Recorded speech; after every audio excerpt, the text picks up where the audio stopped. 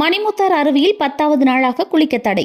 நெல்லை மாவட்டத்தில் தொடர்ந்து மழை பெய்து வருகிறது. இந்த மழையால் ஏற்பட்ட வெள்ளப்பெருக்கு காரணமாக மணிமுத்தார் அருவி கடந்த 19ஆம் தேதி மூடப்பட்டு குளிக்க தடை விதிக்கப்பட்டது.